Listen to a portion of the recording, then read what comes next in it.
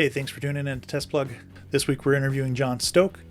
He's an artist, vinyl toy maker, and so we'll get a little bit into his creative process and the way he gets things done.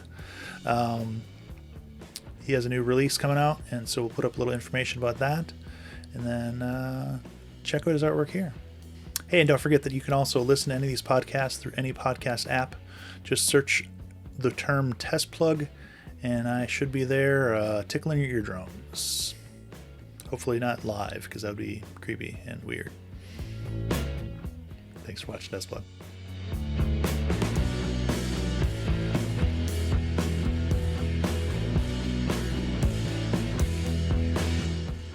These, we can do a little sound editing, and we're pretty much ready then. How the heck are you, sir? I am good. I am good. So, Mr. John Stokes, been following your abominable snowman for a little while and seeing some of your artwork. It's pretty cool to get an interview. I've been liking what I've seen. Thank you.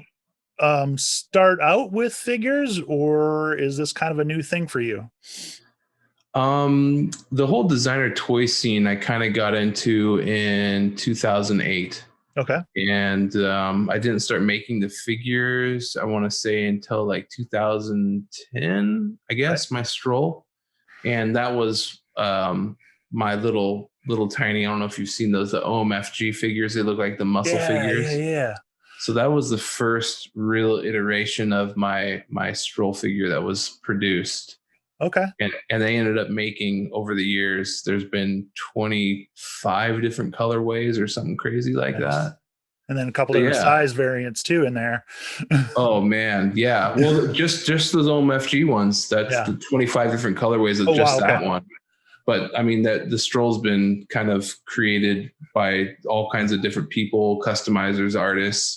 And then I started making different ones with the Dunny and the Safubi one, and then the DIY one as well. Okay, awesome. So where did your art love start? Where were you an artist as a kid? Were you?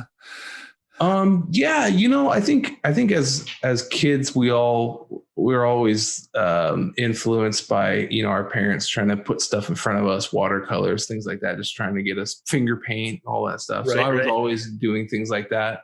I think Legos also was like a big influence of just like building and creating and doing art. I had a huge Lego setup, which was really cool. Nice. And then kind of, I would say around high school, I took some drafting and drafting classes and kind of used my artistic side that way. But then I got really heavily into like computers. So I started building computers and kind of strayed away from the whole art thing until I went to college, where I was going to be a computer science major. Oh, okay. And man, that is a tough, dude.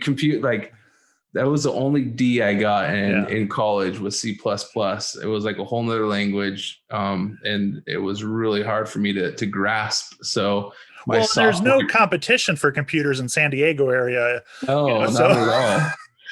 So I actually went away to school up in Humboldt State. I got a football scholarship up there, and they aren't really known for their computer science either. So they're known for their art. So I ended up shifting gears. Nice. And they had a graphic design department and a really good teacher. So I decided to change my major and did that my sophomore year in college. And then I ended up getting my graphic design degree, and the rest is history. That's art kind of ties into the whole art toy thing. Nice. Were your anyone in your family artists, or just encouraged you the way? Yeah, just encouraged me the whole way. Nice. Yeah. Nice. Do you have stuff from when you were a kid still inspiring you here and there, or? My parents are currently like in the middle of moving, so they're like trying to unload all of the stuff that they have at their house onto me that used to be mine. And so I'm getting some things that used to be mine. So it's kind of cool to see some of my old stuff I used to make. And it's cool. I just had I'm sorry for interrupting. No, it's good. I had a kid a few years ago. She's 6 now. So a lot of those things that I had to play with, my parents saved. So Oh, cool. I had a big bin of Legos. Like I said, I had a lot of Legos. Yeah. And they gave them to me a few years ago. And I opened them up, and some of my like spaceships and things that I was making were still intact. In stage? No, they were like completely built in Nice. just this rubble of Legos.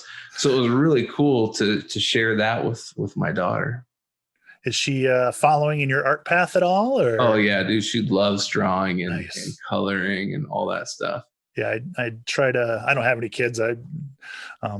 But I always try to friends' kids. I always try to point them that direction, because a lot of times their ideas are so far not necessarily, they don't have the talent yet, but the thought is there, the mentality is there. Lots of times where they can create things that are just amazing and aren't limited by the same things we are as adults half the time. For sure, for sure. Yeah, dude.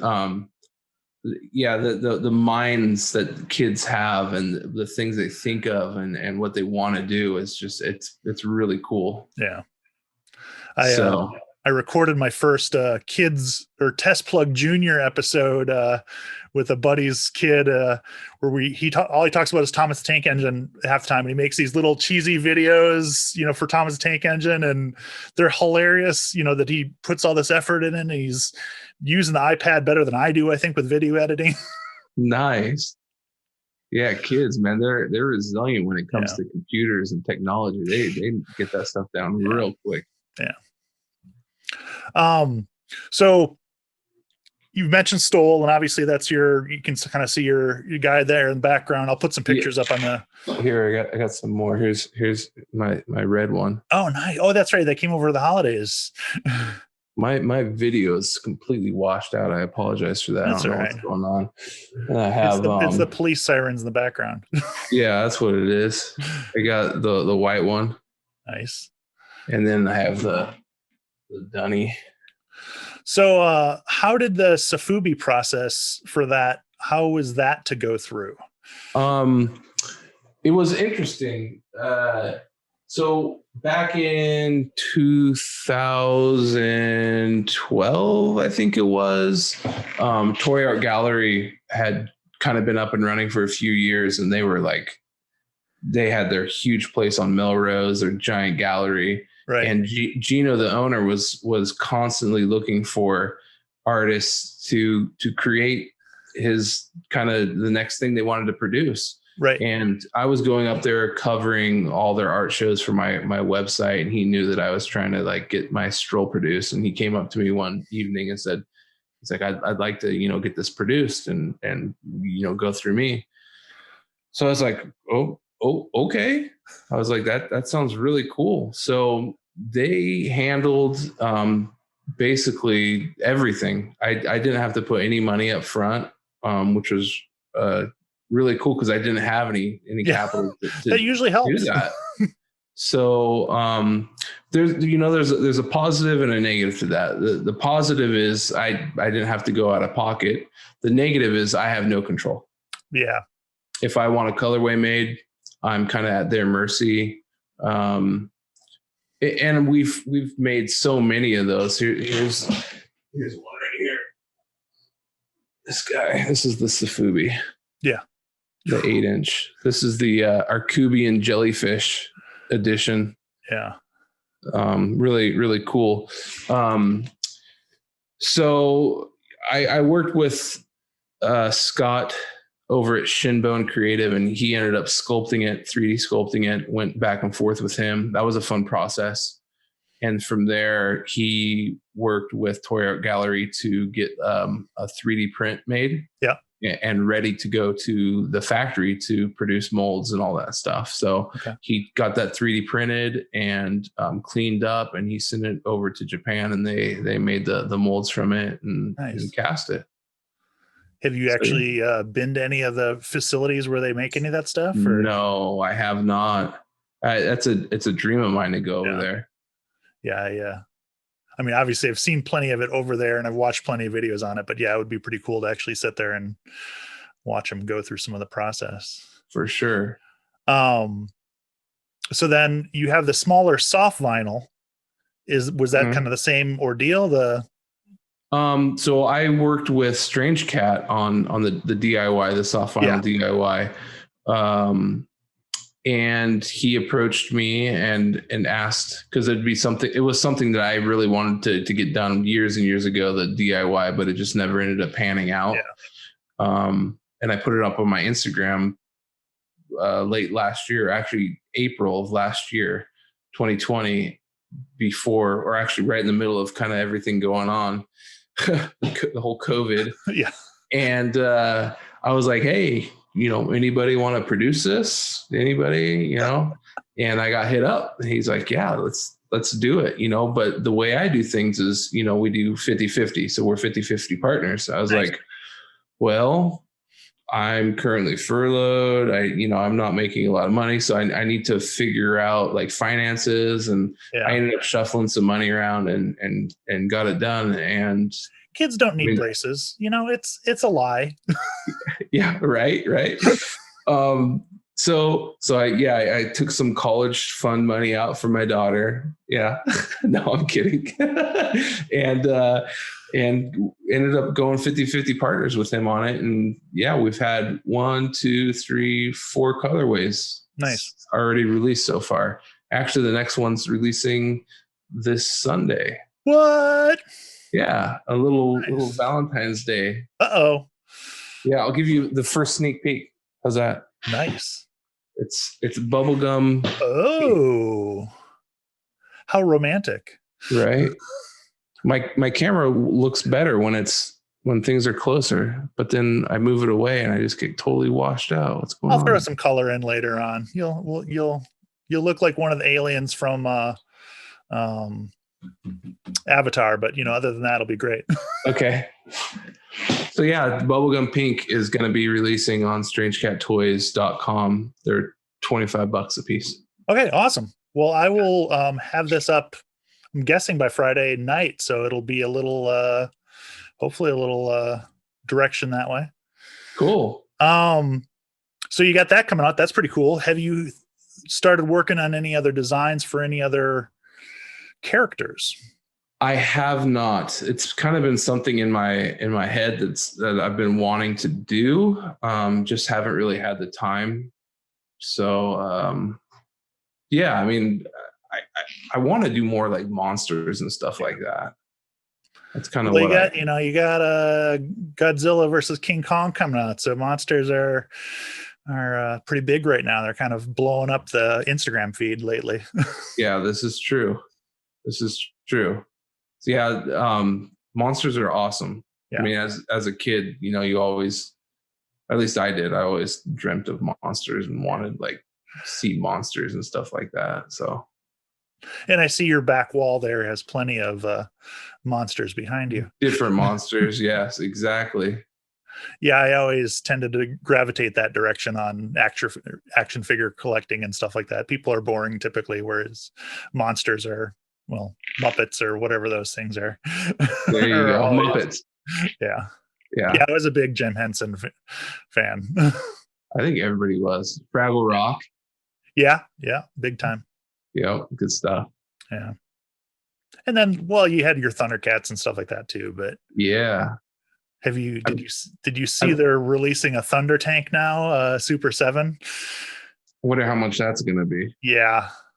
I didn't actually start collecting the Super 7 line. I got sick of them starting new Thundercat lines like every 2 years. Mm-hmm. And so I have 3 different versions of Lino and Panthro, and I can't start another one. That's funny. Well, in Super 7, man, they're doing like the stuff they're making is phenomenal. The quality looks so cool. Yeah. Well, at $67 a pop, here. Is that how much they are? I think if you order them direct, I think they're like 54 or something like that. But yeah, it's ridiculous. Wow. Yeah. For what? How big are they? Like 6 inch? 7 inch, something like that. Okay. I mean, it comes with an extra head. They're very detailed. They are very detailed. I mean, I'm not going to lie. I have had them in my shopping cart several times, then decided against it. Yeah. That's you get that FOMO, right? Fear of missing out. You're like, it's in my cart and I want to Yeah. buy it, but I don't know if I can swing it right now. I hear you on that. Yeah. Every once in a while it'll be like that, with a couple. I really am not huge into like Funkos, but every once in a while they make one. It's just like, oh yeah, that's kind of the one I have to get. Yeah, I don't think I have any Funko in my collection. It's, well, Star Wars is my weakness, so There you go. it's kind of one of those things. I see some of that on your shelf behind you. Yeah, a little bit of that. But then there's also like Ren and Stimpy. I mean, come on. Oh, you gotta love Ren and Stimpy. Yeah, so we have the Valentine's Day coming out. That's pretty cool. Yeah. And then it's early in the year, so who knows what we're going to see the rest of the year. Yeah, there might be another colorway coming out too. So we'll see. So how did I noticed that, was it after you released the vinyl, you started getting some of the remade ones where people were making them and stuff. How did that go and come about as far as the people, or you selling off the remolded stoles, where people have created either their creations out of them or remade?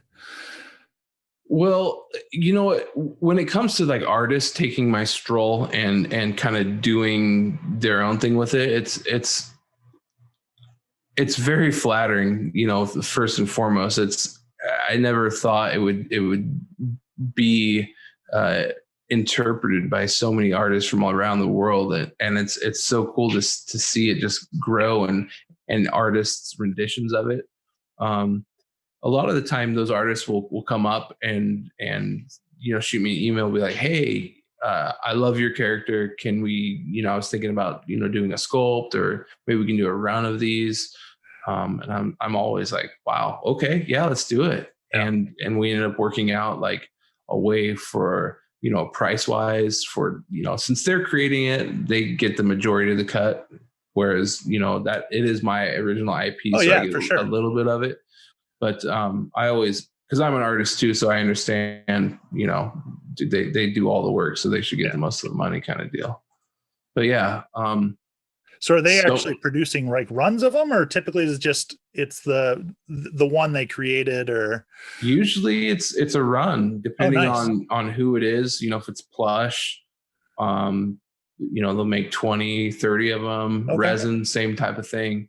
But they're all very limited runs. Yeah.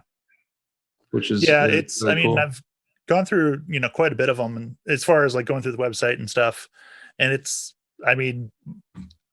I dabble obviously, but it still goes way above my head what how some of these others get some of that stuff done. Yeah, it's crazy. Some of these people that make these things are so talented. It just blows me away. Yeah. Sculpting is actually fairly new to me. I grew up doing art, but I didn't do a lot of sculpting, so it's still figuring out what materials work the best. I'm kind of stuck in the whole epoxy clay right now, which has its pluses and minuses. I think I need to move to actual more sculpting clay before I can really start to get a little better detail in things. What are you using? Actual like epoxy sculpt. Oh, epoxy. Okay. Yeah. There it is. So it has like this weird window of like too hard or too soft to work with, and then afterwards it's pretty hard when it's actually dried. Like you have to do quite a bit of carving on it to which is nice in some ways, but in other ways it'd be nicer if you could remove material a little bit easier. Well, they have the stuff I was using is called Magic Sculpt. You should check that stuff out. It's a 2-part epoxy, kind of like that. You mix the two together, and then you're able to sculpt on it and kind of morph it however you want it. One thing I found that works really good is Vaseline on your sculpting tools. Okay. When you're using it. Yeah. And Vaseline is it's water based, so you can clean it off once it hardens, because the Magic Sculpt, when it's hard in like 5-6 hours, it's harder to rock. Right. So you can just take it and wash it off, or even heat from like a hairdryer will actually make it evaporate. Oh, okay. So that's it's something that I found that when I was doing a lot of sculpting work good. A lot Yeah, of other this people use Sculpey as well, yeah, and that's more of a clay, and you have to right. bake it. That's the Um, whole baking thing is where I'm like, yeah, you have the shrinkage and all that stuff you have to deal with, and yeah, but I know a lot yeah, of people use it, so it's obviously a standard also. yeah. I never got into the whole baking thing, so that's where the magic sculpt came in. Yeah. So check that stuff out. I think you Okay. might like it. Yeah, I will. I will. This is my first purchase that direction as far as the something that's gonna be hopefully make me some money someday. I don't know. There you go. I have a couple. I mean, I guess I could. Well, I sent you a picture, but I'll throw it up here on the thing Yeah, here. check So that guy this is out. my rendition there. My Custom stroll. custom stroll. Uh, my Voltron love. Still figuring out what I'm going to do with him. He still needs a clear coat afterwards because paint's a little chalky. So I'm still figuring that out exactly. Nice, man. I love it. It turned out Yeah. great. Yeah, no, I'm very happy with it, and we'll see. I don't know if I'm going to make a run with it or if it's just going to end up being a shelf decoration, but Yeah, right but on, man. yeah, it's amongst some other projects I'm working on. I've been unemployed for this time too, and so there's things that I've been working on, and now it's getting a little bit. Hopefully, we'll start getting warmer again, where I can work on my motorcycle a little bit more. I don't know. We'll see.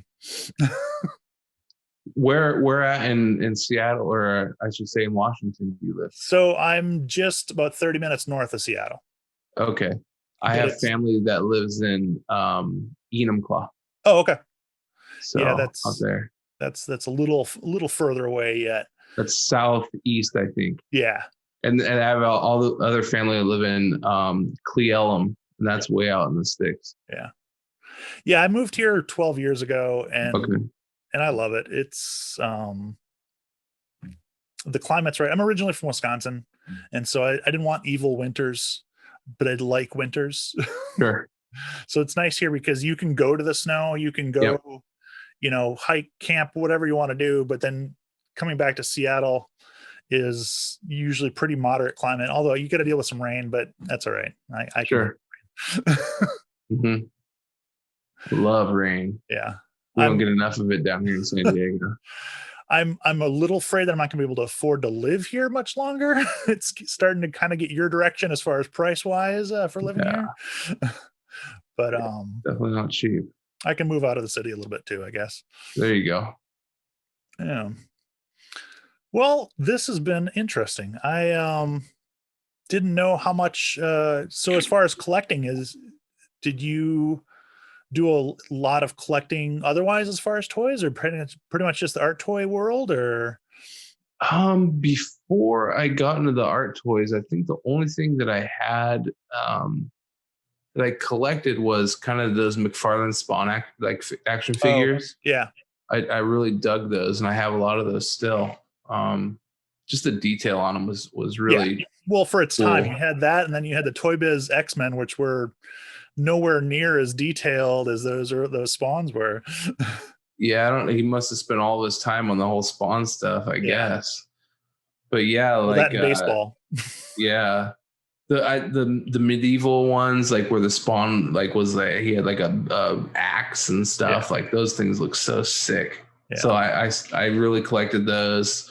Um, but other than that, I didn't really. Maybe CDs. I collected CDs. I loved music. Still love music. Yeah. Um, but yeah, other than that, maybe some, like I said, some Legos and some GI Joes and He Man. But I don't have any of those anymore, Yeah. which is a bummer. Yeah. There's enough He-Man stuff out there to fill a pool Yeah, nowadays. I wish I had all the old stuff. Yeah. I'm not too into nostalgia, so like Yeah. all those like you said, the whole Thundercats and Yeah. Voltron, just all that stuff, all the re-releases. I'm not really into it. Yeah. I kind of like new and fresh. Kind of like when it comes to video games too. I don't like playing old Nintendo games. I want like the newest ones that come out on the Switch or a PC or whatever. I can see that. So Yeah, I'm very particular with my collection as far as what I do collect. I mean, there's a nostalgia factor in it, obviously, but I'd much rather have like it's like well, like go this way. So like a super deformed AT-AT, so it's still an AT-AT, but it's like it's an odd piece. Or I have um, it's a couple Transformers where they're just they're not the Michael Bay Yeah, Transformers. yeah. They're a super deformed version of whatever. So I guess like the art toy world, I guess is kind of a lot of the Sure, same stuff. sure, But sure. More stylized, I yeah, guess. and then old robots. I do a lot of like old tin robot stuff. So like this kind of stuff where Oh, it's that's rad.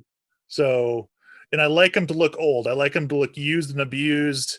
You know, Where'd you find that? Like at a flea market or something? no, actually, I got him off of eBay. Nice. That's the one thing I'd say Seattle's missing is Seattle doesn't have like a lot of the like flea market stuff like you find in a lot of the other areas. I think just because of the rain and stuff, I don't know. It's just kind of well, the mentality here is a little different too as far as toy collecting. I mean, now it's with Microsoft and other stuff and a lot of more geeks moving in this direction. It's gotten better, but I Yeah, would say even in the 12 years I've lived here, it's changed. It's a weird music has always been a huge thing here, but like the toy collecting world isn't as big as I'm used to from other areas. sure. Like you don't have the swap meets and stuff like that you have. Yeah, we have swap meets every weekend. Yeah. It's And I'm great. not saying they don't exist, they're just not as prevalent. Sure, So because of the rain. probably. You have to do it indoor. Yeah. Well, and that's the other thing is at this point you can't afford to do anything, rent out a space in Seattle. No one can afford that. Yeah, yeah. So it's yeah, I don't know. Maybe it's something I need to start. There you go. Open They up do a. have they do have a lot of like farmers markets. Mm, And so every once in a while you'll have somebody that has like collector stuff in those, but they're definitely the like I'm a collector of this thing, so it's going to be worth this much, as opposed gotcha. to like a dump bin that's got everything's $1 in this bin kind of stuff. Yeah, those are the types of things that I like. The Yeah, swap meets. yeah, you don't have as much of that here for sure. Oh, bummer. Yeah, open one up. See if you can get one going. I have thought about it. I have thought about it. I've worked in toy stores before, in toy stores and also in comic shops. So I've There you I've go. thought about it. Comics are a tough business, but the toy world is kind of a weird niche that I think this area could use. There you go. I'm not too familiar with any shops in Washington. I know some in Oregon, but I don't Yeah. know any in Washington. Yeah, along the coast there's a couple. There's a really kind of weird, odd Star Wars store along the coast, like kind of in a Goonies area. Oh, Astoria or whatever it is. It's just this little weird hole in the wall, and the guy he makes his own like dioramas and stuff, and he's got other rooms where they have some other stuff, but all through it is just this just mishmash of Star Wars stuff that he's collected for years. nice. Have to So if check you're ever that in out. Astoria, Yeah, right. Driving through to my family, I have to there you stop go. there. Yeah. Check out the Goonies house, although I don't know if you're allowed to go up to it anymore. It's kind of been back and forth on that. Blocked off or Yeah. whatever. Yeah. So this has been cool, man. Let's see. So you got to release this weekend, and I'll throw up some stuff hopefully Friday, and I'll shoot you some links and whatnot. And Appreciate that. we do a podcast as well, so there's an audio version of it that you can Right listen to on. at the same time. Right on. Yeah, and keep doing what you're doing. Thank you. And you Like do it. the same. I love that you got one of those DIYs and you went to town on it, man. Yeah, yeah. Appreciate No, that. I'm pretty happy with it. You're gonna post on your Instagram or something. I'll Yeah, oh yeah, I'm reshare going it. to do a big promotion this weekend because I do a lot. Well, actually, I'm terrible at promoting myself. That's the one problem I have. like the whole like and subscribe thing and all that stuff. Yeah. Oh, I'm so bad about that stuff. But the sad thing is you almost have to do that stuff because, you know, I'm bad about it too. Like if I'm sitting there watching a video, half time I won't subscribe to it because I'm just watching it, you know? Yeah. I hear you. But the YouTube world really kind of depends on that stuff.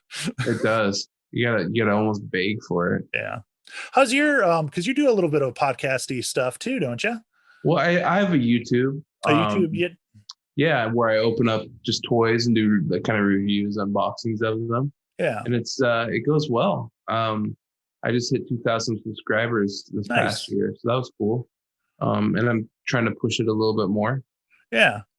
What have you found as far as because do you sell like as a shop? Do you sell stuff too? I'm trying to. Not really. I mean, I have a store and I sell like things through there. Like I released my AP of my Scroll Dunnies not too long ago. Right, because I bought it off your website when I bought mine. Yeah. Okay. Yep. So that's where it was. Yeah. Did you get the AP set? No, just I got the glow in the dark one because originally I was going to do like his eyes glow in the dark, and I thought he had more stuff that would be usable, but then ended up that I painted over him completely. Gotcha. Yeah, no, the DIY ones, those sold through Strange Cat. He's doing all that stuff for me, which is great. Yeah. So, but he's used to that. He's used to handling, really large quantities of things and shipping that out. Yeah, that's a lot of work. It is. It's a full-time job, and that's what he's doing full-time now. So, yeah, I've interviewed a couple people that use DKE and use him as their shipping. Yep. Because it's just a lot of work. Sure is. Yeah, the distribution side of it, that's a whole nother beast, especially if you have a lot of product to move. Yeah, for sure. All right, man. Well, we'll definitely put some links up to your stuff, and thanks for talking with me. Thanks for watching TESTPLUG. Yeah, dude, thank you so much for having me. I appreciate it big time. Have a good night. You too.